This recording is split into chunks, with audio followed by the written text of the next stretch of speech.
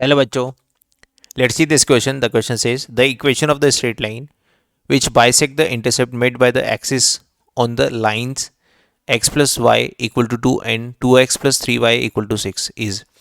देखिए बच्चों, आपको उस लाइन का इक्वेशन बताना है जो कि एक्सिस के थ्रू यहाँ पर जो इंटरसेप्ट बने हैं इन लाइंस के ऊपर, ठीक है, उसको बाइसेक्ट करती है।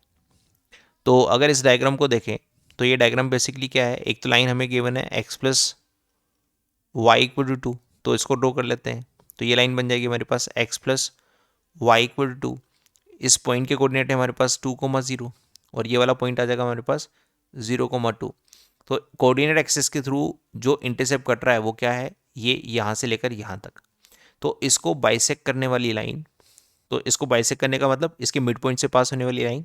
और दूसरी लाइन हमारी क्या है, दूसरी लाइन है जो 0,2 और 3,0 से पास होगी। तो मैं मान लेता हूँ कि ये हमारे पास क्या है, 3,0 है और ये है 0,2। तो दूसरी लाइन है 2x plus 3y equal to 6। तो इसका जो इंटरसेप्ट है कोऑर्डिनेट एक्सिस के थ्रू वो इतना है। तो इसको बाइसेक्ट करने वाली लाइन मान लेता हूँ कि ये बाइसेक्ट यहाँ पर होती है, यहाँ पर। तो इसको इसको बाइसेक्ट करने वाली और इसको बाइसेक्ट करने वाली, दोनों को बाइसेक्ट करने वाली लाइन को, हाँ, ये डिमांड कर रहा है। ठीक है, ये लिखा है straight line which bisect the intercept made by the axis on the line on these two lines. ठीक है, तो मैं सबसे पहले मिड पॉइंट निकाल लेता हूँ, 0,2 एंड 2,0 का मिड पॉइंट, जिसका नाम दे देते हैं m और इसका नाम देते हैं n। तो बेसिकली मैं m चाहता हूँ, तो m कितना होगा, 0 प्लस 2 डिवाइड बाई 2 और 2 plus 0 divide by 2। Mid point formula से मैं m निकालूंगा। तो m के कोऑर्डिनेट आ जाएंगे 1,1। और सिमिलरली हम यहाँ पर n निकाल लेंगे। n भी क्या है, मिड पॉइंट ऑफ 3,0 एंड 0,2। तो 3 प्लस 0 डिवाइड बाई 2 और 0 प्लस 2 डिवाइड बाई 2। तो यहाँ पर देखा जाए तो n के कोऑर्डिनेट हो जाएंगे 3/2,1।